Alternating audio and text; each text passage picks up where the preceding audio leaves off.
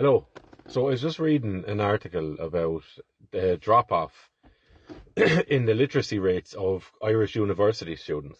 And it's saying that about 6% of Irish university students are functionally illiterate, right? So, and what they're defining that as is the inability to use literacy in day-to-day living, right?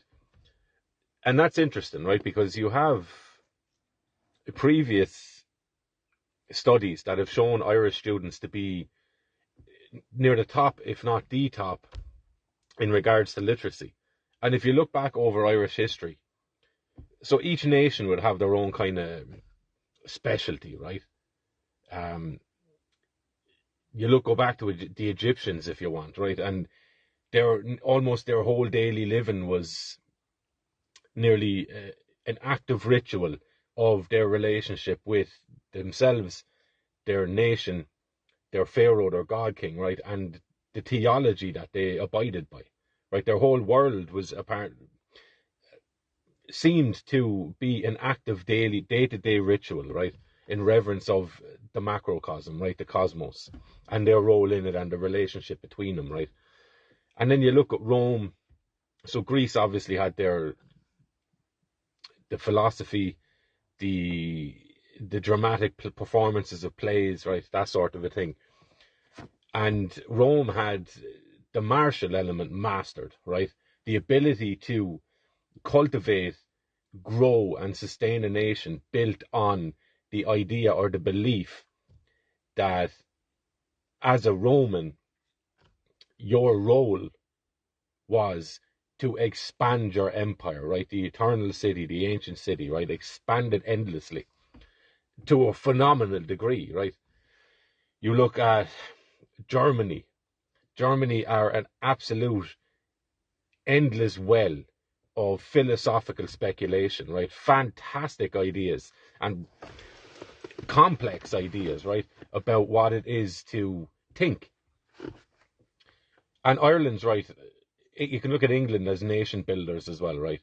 And Ireland's has been the word, whether that is spoken word via the oral traditions, the oral histories, mythologies, folk tales, folklore, right, fairy tales, all that sort of a thing.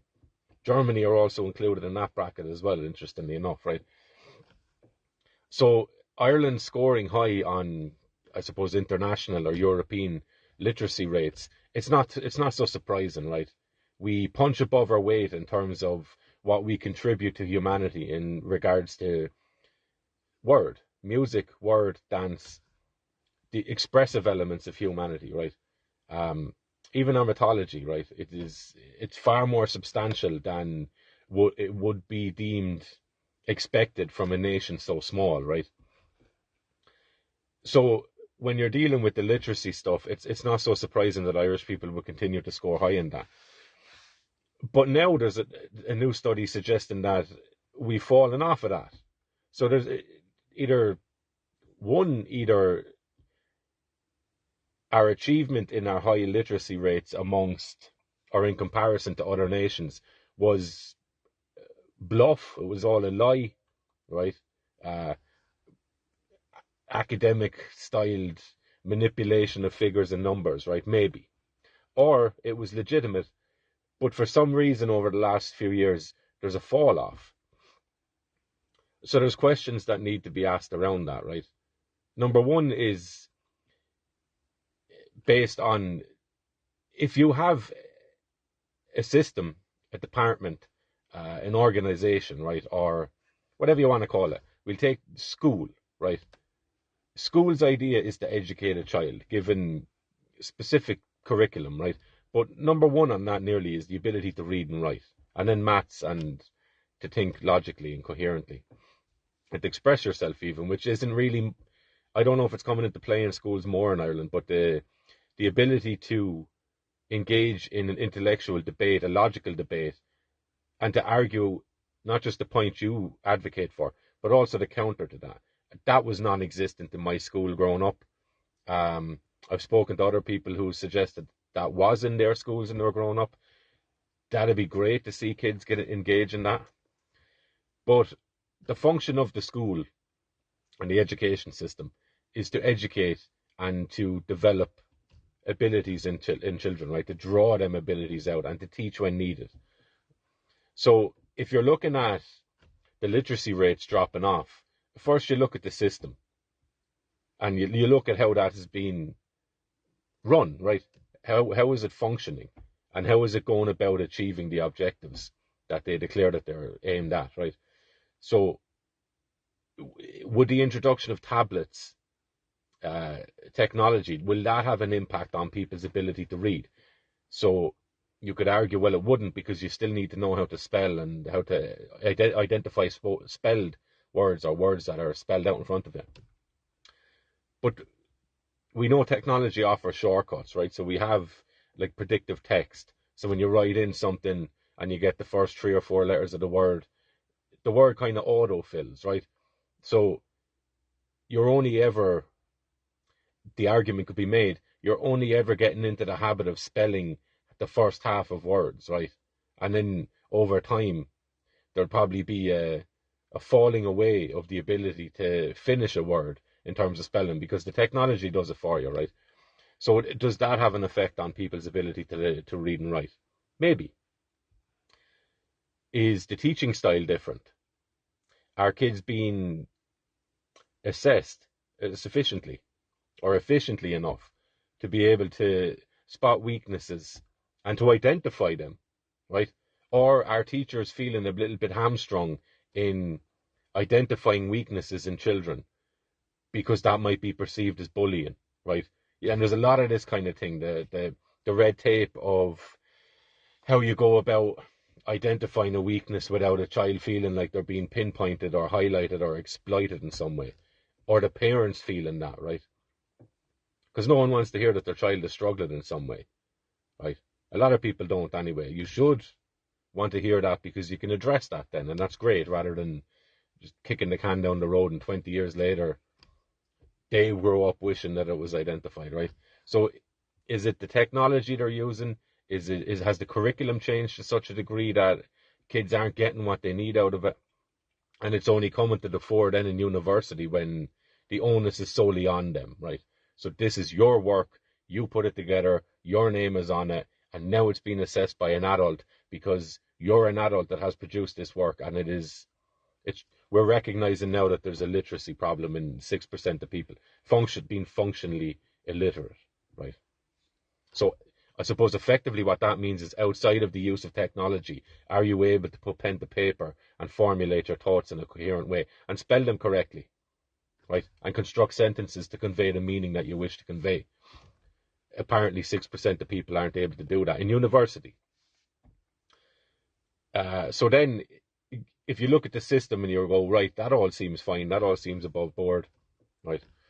Then you look at the students, you're like, right, so is there a change in the students over the last 5-10 years? Probably. Do kids do homework now? Are they bringing an interest from school home and exploring that interest at home, or do they just park school altogether, or park learning altogether in school, and then just go off being entertained for the evening? So most likely that is the case with a lot of kids, right? Both parents, if they're at home, if they're not, then that has its own problems. But if both parents are at home, most likely, in most cases, they're working, right? So are they given the time to nourish the child in that regard, right? So if all of that stuff is squared away, and there's no real areas of concern, right? I'm sure people can scream a lot of areas concerned with the education system in Ireland, and feel free to do so. But then you start looking at the breakdown in the population, because you have to factor that in, right? So what is the demographic of Irish students in university? Are we talking about Irish people as students in university? Or are we talking about the students in the universities of Ireland? Because they're two very different things, right? On the one hand, Irish students, or students who are Irish in universities, you're just talking about Irish people. So what is the literacy rate of just the Irish people in universities?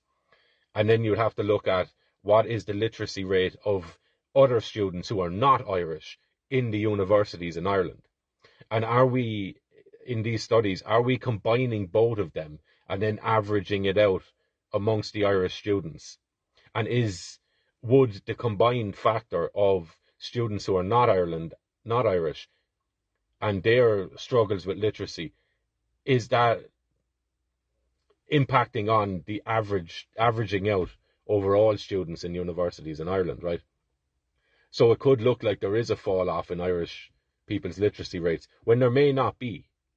There may very well be, but there may not be. You'd have to see a breakdown of the demographics of the students, because we know, like, not all universities in Ireland are full of Irish people.